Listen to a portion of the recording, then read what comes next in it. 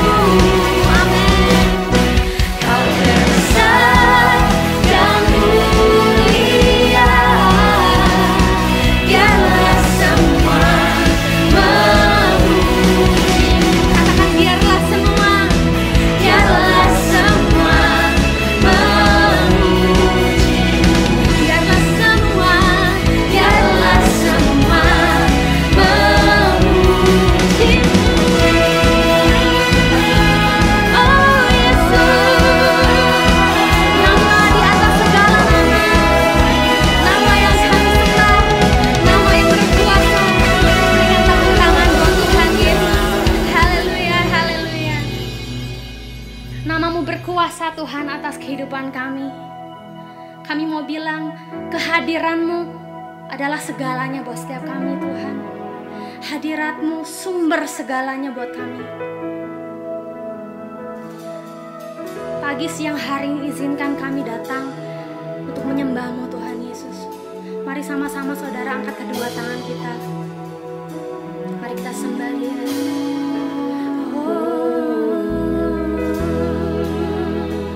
Kami menyembah-Mu Tuhan, sebab Kau yang layak untuk dipuji dan disembah.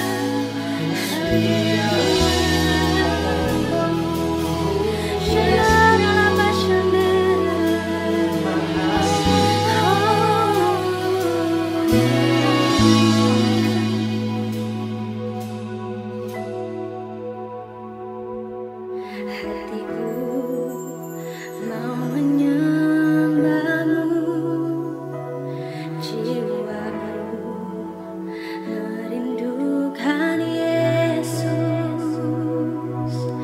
Hanya Kau kuat dan rajaku, ku sembah Kau Allahku. Melayani-Mu, ku suka senangkan-Mu Yesus. Hanya Kau kuat dan harapku, ku sembah Kau selamanya. Ku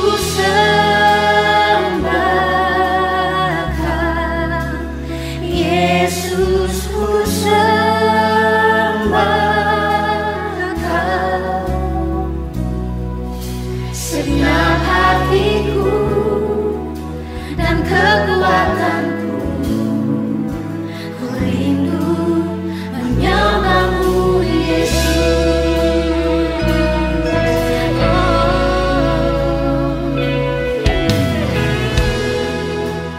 Mau menyembah-Mu, jiwaku merindukan Yesus. Hanya Kau Tuhan.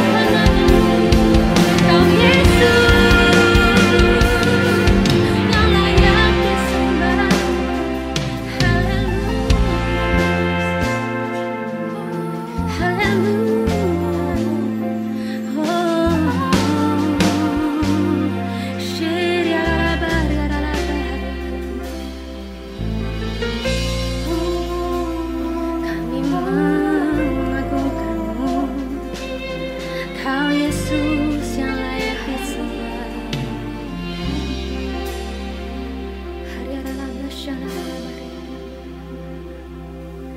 Sukacitaku,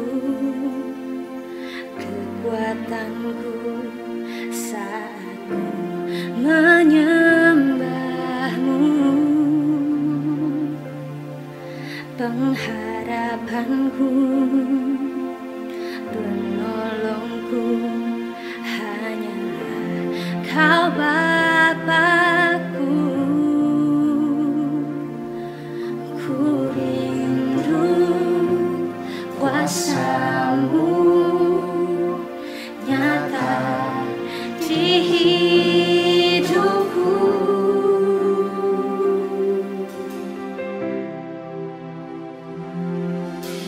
Tiada yang mustahil bagimu, tiada yang sukar di hadapanmu, Yesus. Tiada yang tak mungkin bagimu. Sebab itu ku percaya padamu. Mari sama-sama lebih sungguh lagi kita sembah Dia. Katakan, sukacitaku, kekuatanku saat menyembahmu. Katakan, pengharapanku, pengharapanku, penolongku hanya Kau Bapa-Ku. Katakan, ku rindu kuasa-Mu nyata di hidupku. Mari sama-sama katakan, oh, tiada yang mustahil bagimu. Katakan, tiada yang sukar, tiada yang sukar di hadapanmu, Yesus. Tiada yang tak mungkin bagimu. Sebab itu ku percaya padamu. Mari lebih lagi katakan, tiada yang mustahil bagimu, Tuhan. Tiada yang sukar di hadapanmu, Yesus. Tiada yang tak mungkin bagimu, Tuhan. Sebab itu ku percaya padamu. Lebih sungguh lagi, tiada yang mustahil bagimu, Tuhan. Tiada yang sukar di hadapanmu, Yesus. Tiada yang tak mungkin bagimu. Sebab itu kami percaya, sebab itu ku percaya padamu. Tiada yang mustahil bagimu. Kami terlalu percaya, Tuhan. Tiada yang sukar di hadapanmu, Yesus. Tiada yang tak mungkin bagimu. Sebab itu ku percaya padamu. Sebab itu ku percaya padamu. Katakan, sebab itu ku percaya padamu. Tepuk tangan, Tuhan Yesus. Kau Yesus yang berkuasa.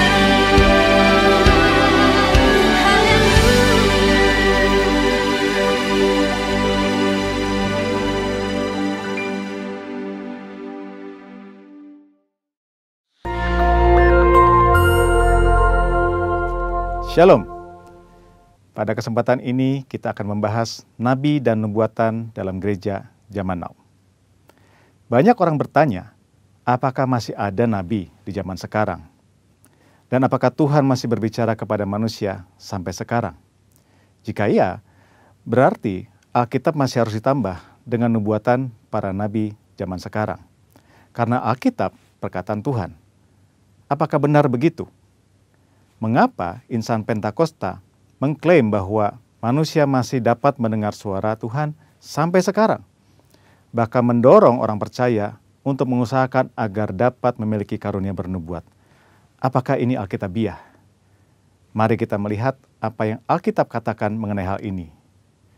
Di dalam Perjanjian Lama, Tuhan mengangkat para nabi sebagai saluran untuk menyampaikan pesan-pesannya kepada umat Allah. Mendengar apa yang disampaikan para nabi sama artinya dengan mendengar perkataan Allah sendiri. Bahkan nubuat para nabi memiliki otoritas untuk dicatat dan menjadi bagian dari Alkitab.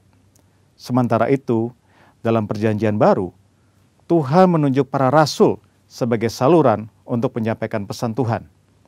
Dan seperti nabi-nabi dalam Perjanjian Lama, apa yang mereka sampaikan memiliki otoritas untuk dicatat dan menjadi bagian dari Alkitab. Rasul Petrus menulis supaya kamu mengingat akan perkataan yang dahulu telah diucapkan oleh nabi-nabi kudus, dan mengingat akan perintah Tuhan dan juru selamat yang telah disampaikan oleh rasul-rasul kepadamu. Dari sini kita dapat menarik kesimpulan, para rasul dalam gereja mula-mula setara dengan para nabi dalam Perjanjian Lama.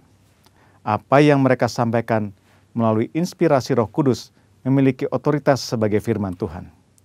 Namun, selain para rasul, Alkitab Perjanjian Baru mencatat bahwa di dalam gereja juga ada orang-orang yang memiliki karunia sebagai nabi.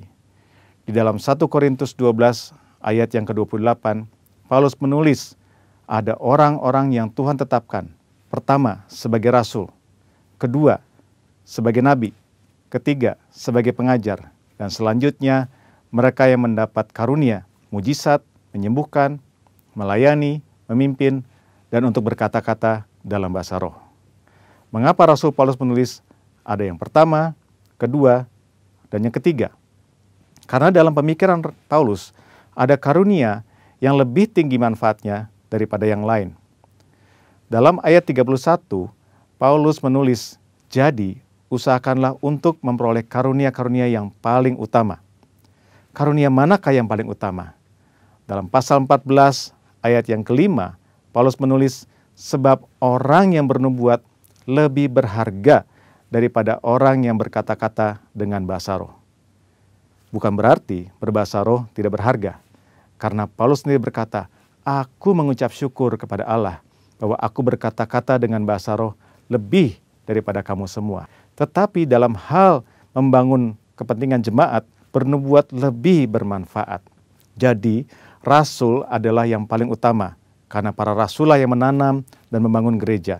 Mereka yang meletakkan dasar pengajaran dan perkataan mereka memiliki otoritas sebagai firman Tuhan. Setelah itu baru nabi, pengajar, dan karunia-karunia lainnya. Karunia bernubuat yang dimiliki para nabi dalam gereja zaman now tidak memiliki otoritas yang setara dengan para rasul.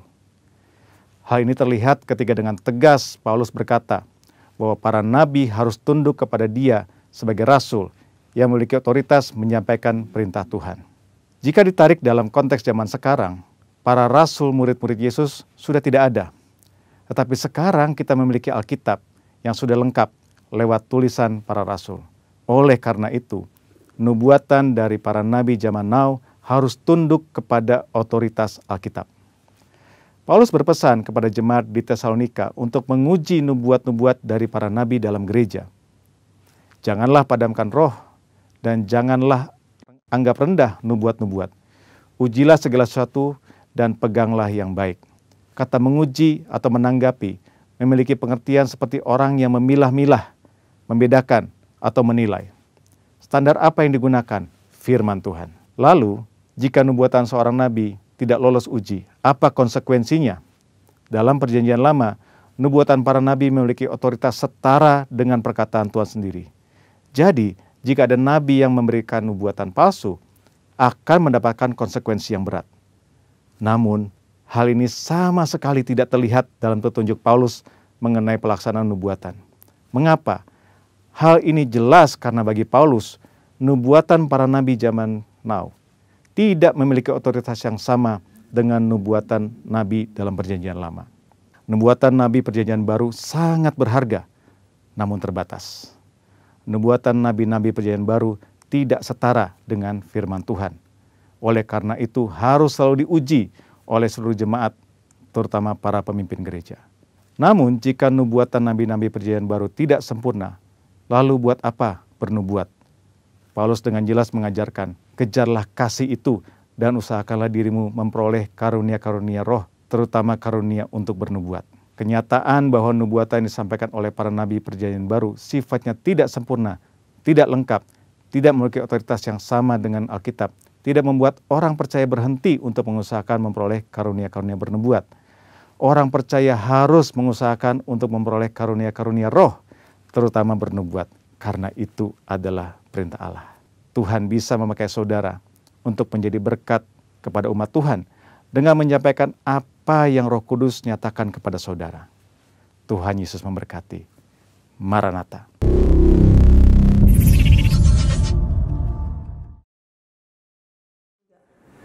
Salam sejahtera bagi kita semua, Bapak Ibu Saudara. Berjumpa kembali dalam ibadah online karena kita masih belum diizinkan untuk berkumpul di gereja dan melakukan ibadah bersama-sama. Ya, sudah lebih dari 1 bulan kita harus menjalani social distancing.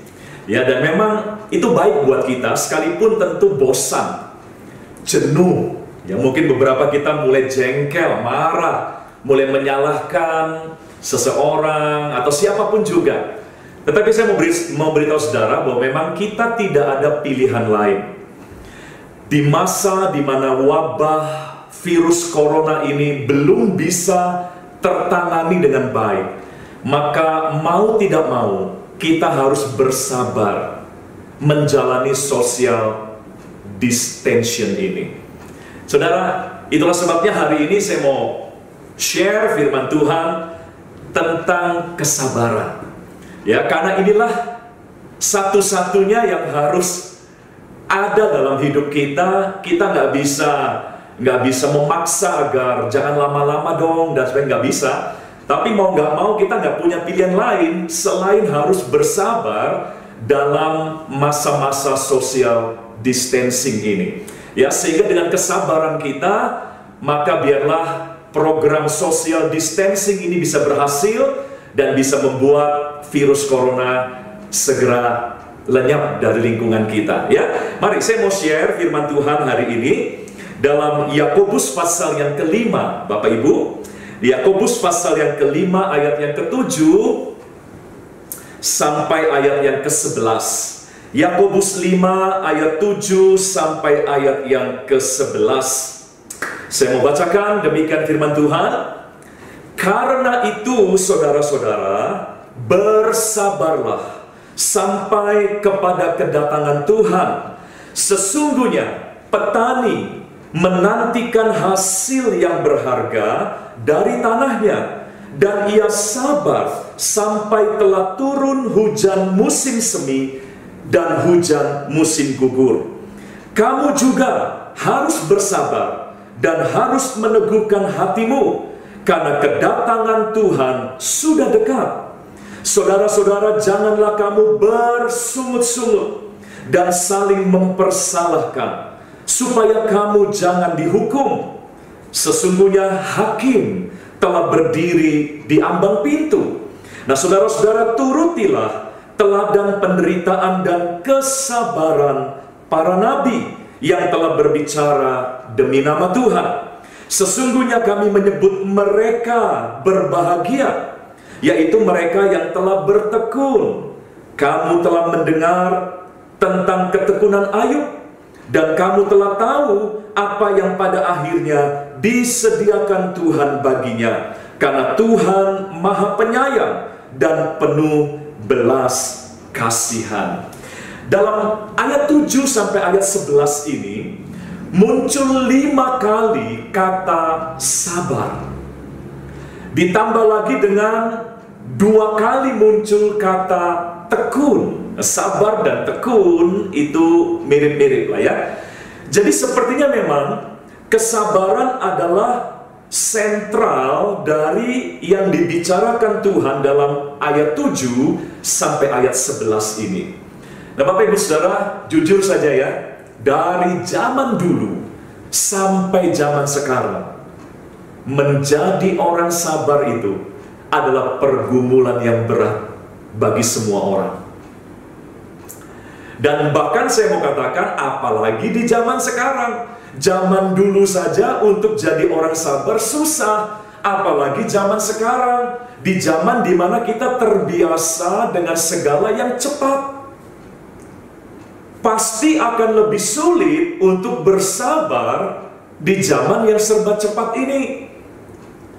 Tetapi mau tidak mau, contoh dalam situasi yang kita hadapi hari-hari ini, di mana kita harus menghentikan semua agenda, rutinitas, kegiatan, pekerjaan, pelayanan. Sudah 1 bulan lebih, kita harus banyak berdiam di rumah. Tentu bosan, tentu jengkel, tapi kita nggak punya pilihan lain kecuali harus bersabar. Dan dalam kehidupan kita pun akan ada masa-masa di mana kita pun nggak punya pilihan lain selain harus bersabar dalam menunggu janji Tuhan, menunggu apa yang kita harapkan dikabulkan oleh Tuhan. Pasti ada masa-masa kesabaran sebelum kita mendapatkan semuanya. Itulah sebabnya sekalipun jelas nggak enak, bersabar itu pekerjaan yang paling nggak enak, tapi mau nggak mau itu adalah nilai kehidupan yang tidak boleh hilang dari hidup kita. Anggaplah masa-masa ini adalah masa di mana Tuhan ingin melatih kita untuk bersabar. Dan puji Tuhan kita punya Roh Kudus. Salah satu buah roh yang Roh Kudus ingin tumbuhkan dari hidup kita adalah kesabaran. Jadi kita nggak sendiri, saudara. Mari kita minta pertolongan Roh Kudus supaya buah kesabaran itu bisa kita hasilkan, terutama di masa-masa seperti ini. Dalam bahasa Mandarin, kata sabar itu ren. Ren itu digambarkan dalam simbolisme huruf Mandarinnya atau piktogramnya itu dengan 2 benda, yaitu pisau di hati manusia. Jadi ren, kesabaran itu a blade, pisau in the heart, dalam hati. Jadi sepertinya ini menggambarkan memang sakit. Kesabaran itu menyakitkan hati kita. Kesabaran itu kadang menusuk, melukai hati kita. Tapi saudara, sekalipun gak enak, kesabaran tetap tidak boleh hilang dari hidup kita. Sebab ada banyak hal yang hanya bisa kita nikmati kalau kita bisa bersabar. Abraham menunggu 25 tahun sampai anak perjanjian itu diberikan oleh Tuhan. Yusuf menunggu 13 tahun sampai mimpinya digenapi dalam hidupnya. Musa menunggu 40 tahun sampai dia benar-benar dipakai Tuhan untuk menjadi pembebas bagi bangsa Israel. Bahkan Tuhan kita, Yesus Kristus, umur 12 tahun, dia sudah membuat imam-imam di bait Allah terkesima ketika Yesus menjelaskan nubuatan kitab para nabi waktu masih 12 tahun. Dan dia baru melayani umat manusia ketika dia berumur 30 tahun. Padahal umur 12 tahun dia sudah hebat. Tapi dia harus menunggu lagi 18 tahun. Baru benar-benar dia melayani dengan kuasa dari Tuhan, dari Bapaknya. Saudara lihat, semua orang hebat pun harus menjalani masa-masa kesabaran. Semua orang hebat pun, makanya dikatakan dalam Yakobus tadi, para nabi pun harus bersabar. Orang-orang yang telah berbicara demi nama Tuhan pun harus bersabar. Jadi kita nggak sendiri. Dan jangan berpikir waktu kita diminta sabar, itu sepertinya kita sedang dihukum. Tidak. Ya, di masa-masa ini bukan masa Tuhan menghukum kita, tidak. Makanya dalam bahasa Inggris, Bapak Ibu, kata sabar itu digunakan satu kata yang sama dengan kata pasien yang lagi diobati, yaitu kata bahasa Inggrisnya adalah patient. Patient itu bisa artinya sabar, bisa artinya pasien. Jadi itu artinya sama. Jadi bersabar tuh artinya kita sedang diobati. Bersabar tuh artinya kita sedang dirawat, bukan dihukum. Ya, jadi kalau saudara sedang diminta Tuhan bersabar untuk sebuah impian, bersabar untuk sebuah janji Tuhan, jangan merasa sedang dihukum Tuhan. Ya, justru Tuhan sedang merawat kita, patient. Kita jadi pasiennya Tuhan. Tuhan sedang memulihkan. Tuhan sedang menyembuhkan apa yang sakit dalam hidup kita. Ya, itulah gambaran-gambaran yang kiranya membuat kita mengerti bahwa kesabaran itu ya seharusnya bukanlah sesuatu yang membuat kita menderita, ya, lalu kita harus kecewa ketika menjalani semuanya. Nah, dalam Yakobus dikatakan, Bapak Ibu, bersabarlah seperti seorang petani. Ya, di mana petani itu menghadapi dua musim, dan petani tidak bisa mengontrol semaunya sendiri. Dua musim yang disebutkan, musim gugur dan musim semi. Bapak Ibu tahu musim gugur, namanya saja gugur, berarti semuanya rontok. Bunga rontok, daun rontok, ya, hanya tinggal batang mungkin pohon-pohon di musim itu. Itu musim yang mengerikan, semuanya jadi kotor karena banyak daun dan bunga yang berguguran. Ya, dan petani tidak bisa mengelak dari musim gugur ini. Ketika musim gugur ini terjadi, mau nggak mau dia harus bersabar menjalani musim gugur. Sebab setelah musim gugur ini tentu ada musim semi, di mana semuanya merekah kembali, muncul kembali, menjadi indah kembali. Saudara, dikatakan ada nama Ayub dalam pembacaan kita dalam kitab Yakobus tadi. Ya, Ayub adalah seorang yang mengalami dua musim ini. Ya, kita tahu ceritanya Ayub. Dia seorang yang saleh, jujur. Dia orang kaya di tanah Uz. Di mana itu? Para arkeolog Alkitab menyimpulkan tanah Uz, di mana cerita Ayub berasal dari tanah itu adalah tanah, ada kota kuno yang ada di gurun Arabia, di daerah Arab Saudi di peta sekarang. Jadi beberapa orang berkata Ayub ini adalah orang Arab. Ya, seorang kaya dari gurun Arabia. Nah, tiba-tiba dia mengalami musim gugur, semuanya rontok.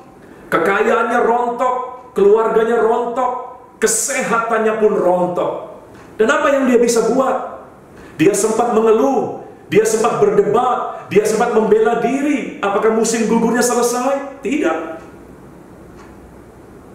Mau tidak mau dia harus bersabar menjalani sampai selesainya musim gugur, seperti yang Tuhan memang sudah tetapkan.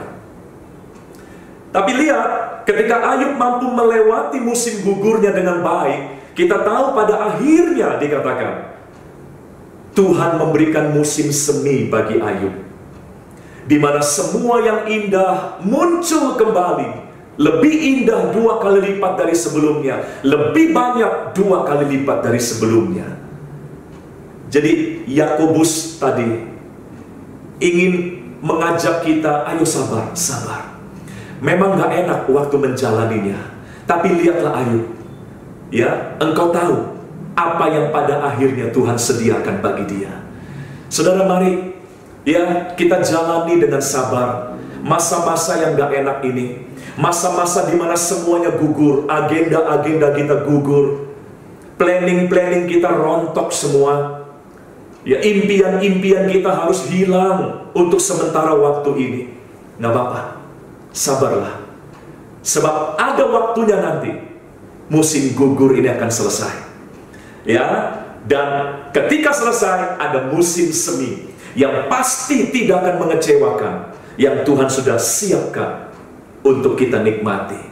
Bapak Ibu Saudara, ya, itulah sebabnya mari semua kita, ya, kita coba untuk bersabar, ya, untuk kita menyerahkan hidup kita dalam tangan Tuhan sesuai dengan timing dan waktu Tuhan sendiri. Nah, saya mau ajak saudara melihat ada dua rahasia kesabaran Ayub. Ya, kenapa dia bisa sabar? Saya coba temukan ada dua prinsip yang Ayub miliki dalam hidupnya, dan saya yakin dua prinsip inilah yang menopang kesabaran Ayub. Yang pertama, mari saya akan tunjukkan dalam Ayub 23 ayat yang ke-10. Dan saya berharap ini jadi modal kita juga untuk bisa sabar. Ya, Ayub 23 ayat yang ke-10, Bapak Ibu. Oke, saya akan bacakan. Ayub bilang begini, karena ia tahu jalan hidupku. Jadi dia bisa sabar karena dia yakin Tuhan tahu jalan hidup kita. Tuhan tahu jalan hidupnya. Tuhan tidak coba-coba dalam memimpin hidup Ayub. Tuhan tidak trial begitu ya, trial and error gitu ya. Enggak. Tapi ya Tuhan sudah tahu semuanya, dan dia memimpin hidup kita dengan kepastian, tidak dengan coba-coba. Ya, itulah yang Ayub yakini, karena ia tahu jalan hidupku. Seandainya ia menguji aku akan timbul seperti emas. Jadi ini yang pertama, kenapa dia bisa sabar? Karena Ayub percaya Allah itu tahu jalan hidupnya.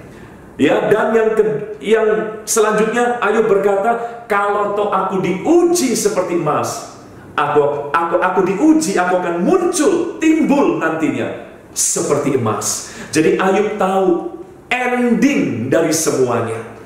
Ayub tahu apa yang akan dia dapatkan setelah dia melewati musim gugurnya itu.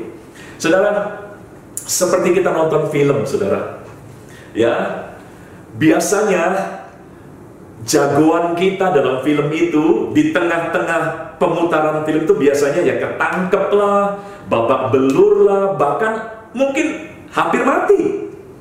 Ya, jagoan kita biasanya kalah dulu, bahkan hampir mati di tengah-tengah film itu. Tapi kita tetap tenang kan, menonton itu sampai selesai. Kita nggak khawatir jagoan kita kalah, kita nggak panik ya melihat jagoan kita hampir mati di tengah-tengah film itu, karena kita tahu endingnya pasti jagoannya menang.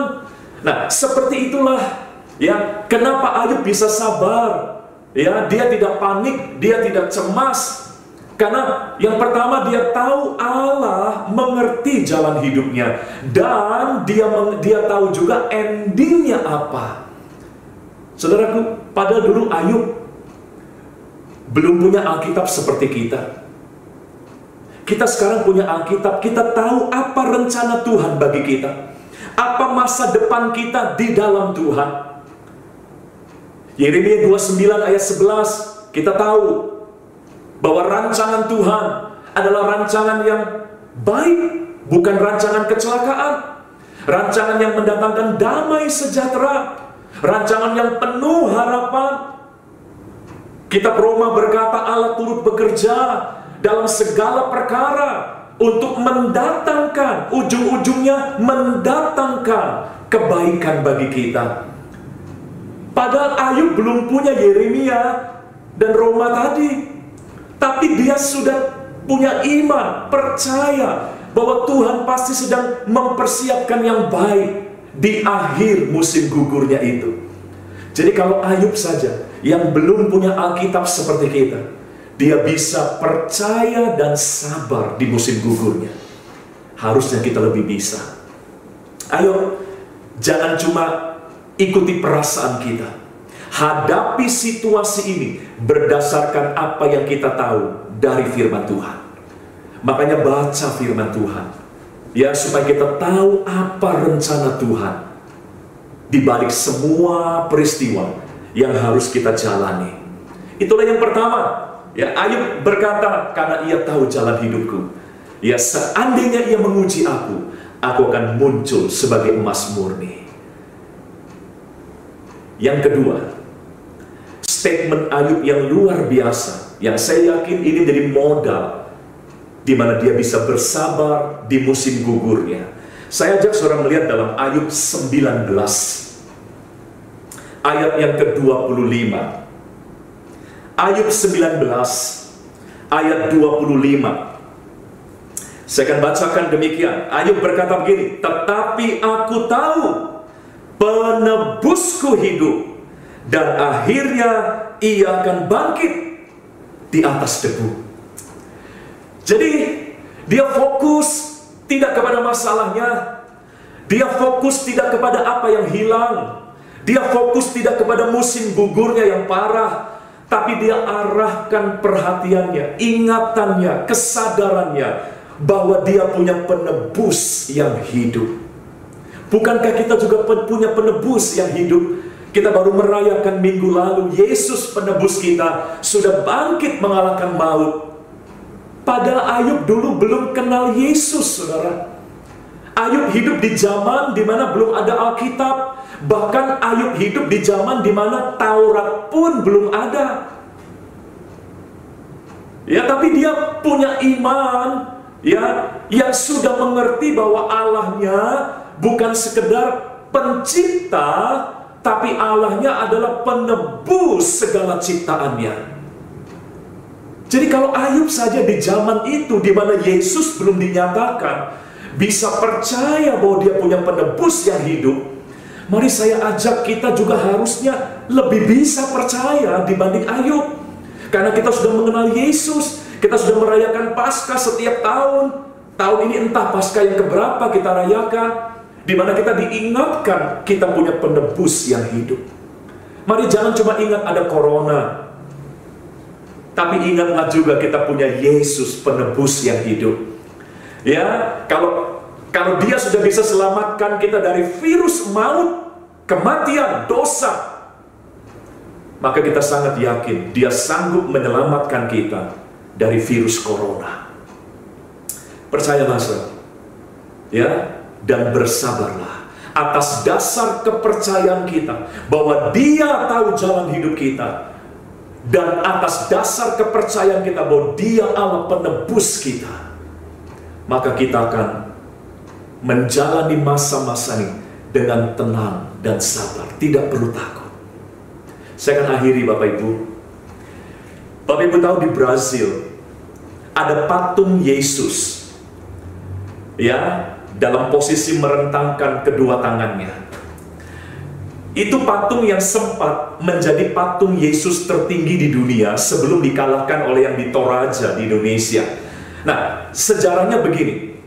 Brazil, ya, ketika itu dalam keadaan krisis ekonomi, krisis moral, ya, negara itu banyak gangster, kejahatan, kriminalitas, pemerintah sepertinya nggak berdaya, ya, dan akhirnya dipikirkan gimana ya supaya mengangkat moral rakyat Brazil, bahwa mereka tuh bisa punya masa depan yang baik, ya, supaya moral mereka terangkat agar jangan terpuruk terus dalam krisis multidimensi itu. Lalu tahun 22 ada seorang rohaniawan Katolik, karena Brazil mayoritas Katolik, memberi usul, ya, supaya moral rakyat kita bangkit, maka mereka harus sadar bahwa mereka punya sang penebus. Ingatkan mereka bahwa mereka punya penebus yang sudah menyelamatkan kita semua. Ide itu diterima, singkat cerita, singkatnya saja, diterima. Lalu dengan segala upaya minta donor dari luar negeri, karena mereka krisis ekonomi, hampir bangkrut negara itu di tahun-tahun itu. Akhirnya, ya, tahun 22 dimulai pembangunan itu. Lalu selesai tahun 31, 9 tahun. Karena dana tidak lancar datang untuk membangun itu. Tapi selesai tahun 31, lalu waktu peresmian, ya, patung itu berdiri di Bukit Corcovado. Tingginya 30 meter. Kenapa bukit itu yang dipilih? Karena itu bukit yang bisa dilihat oleh seluruh warga kota Rio de Janeiro. Jadi waktu diresmikan, wali kota waktu itu berkata, ini patung, ya, bukan untuk gaya-gayaan, tapi ini patung untuk mengingatkan kita bahwa kita punya Kristus Sang Penebus. Jadi setiap pagi, setiap engkau membuka pintu di kamarmu, jendela di kamarmu, sebelum pergi ke kantor, sekolah, ke gereja, dan sebagainya, tiap kali kau buka jendelamu, kau lihat patung itu, ingatkan dirimu bahwa kita punya Kristus Sang Penebus. Kita nggak boleh menyerah dengan situasi krisis yang ada hari ini. Kita punya penebus. Makanya patung itu disebut Cristo Redentor atau Christ the Redeemer. Dan percaya atau enggak, saudaraku, itulah awal kebangkitan moral dari orang-orang Brazil. Dan kita melihat sekarang Brazil menjadi negara yang maju. Ya, Brazil menjadi salah satu pemimpin dunia baru. Ya, kita dulu mengenal ada dunia barat, dunia blok timur, dan sebagainya, negara-negara industri, G7 dan sebagainya. Brazil sekarang memimpin satu kelompok baru yang namanya BRICS. BRICS. Itu singkatan dari 5 negara. Yang pertama B, Brazil. R, Russia atau Rusia. Ya. I, India. C, itu China. Lalu S, South Africa atau Afrika Selatan. 5 kekuatan industri baru bergabung untuk menyeimbangkan dominasi negara barat. Dan kekuatan baru ini dipimpin oleh B, Brazil. Dan saudara lihat sekarang, Brazil adalah negara yang maju dalam segala hal. Militer, teknologi, olahraga, dan sebagainya. Dan kebangkitan moral mereka dimulai ketika mereka mengingat mereka punya Sang Penebus. Saudara, mungkin di masa-masa social distancing ini, moral kita mulai mulai hancur. Aduh, gimana nih? Ya, semuanya harus terhenti dan sebagainya. Ayo, jangan menyerah. Ya, bersabarlah. Ingat kita punya penebus. Ingat Allah tahu jalan hidup kita, dan Dia tidak pernah membawa kita kepada rancangan kecelakaan. Mari bersabarlah, jalani saja, jangan mengeluh, ya, tapi dengan percaya bahwa setelah musim gugur ini akan ada musim semi yang indah buat kita. Bapak Ibu Saudara, dimanapun Bapak Ibu berada, izinkan saya berdoa untuk menutup renungan saya hari ini. Mari berdoa, ya, dan buka hati kita. Bapa di surga, kami bersyukur masih ada firman-Mu, nasihat-Mu untuk menguatkan kami dalam menghadapi situasi-situasi ini. Kami mau percaya penuh kepada rancangan dan rencana-Mu. Tuhan, kami mau bersabar, karena memang tidak ada pilihan lain. Kami mau jalani masa-masa social distancing ini dengan penuh kesabaran. Kami sabar bukan karena kami pasrah. Kami sabar karena kami percaya Tuhan sedang mempersiapkan satu musim yang baru untuk kami. Satu musim yang lebih indah untuk kami. Kuatkan jemaat-Mu dimanapun mereka berada. Terima kasih Bapa di surga. Yang lemah Tuhan kuatkan, yang berduka Tuhan hiburkan, yang sakit Tuhan sembuhkan dalam nama Tuhan Yesus. Tuhan, biarlah berkat-Mu sampai di tempat kami masing-masing. Terima kasih Bapa. Bapak Ibu, mari angkat kedua tangan kita, buka hati kita. Saya mau ucapkan firman Tuhan ini untuk setiap kita dimanapun kita berada. Tuhan memberkati dan melindungi engkau. Tuhan menyinari engkau dengan wajah-Nya dan memberi engkau kasih karunia. Tuhan menghadapkan wajah-Nya kepadamu dan memberi engkau damai sejahtera. Di dalam nama Tuhan Yesus Kristus. Mari kita yang percaya bersama katakan amin. Selamat hari Minggu Bapak Ibu. Tuhan memberkati kita semua. Shalom.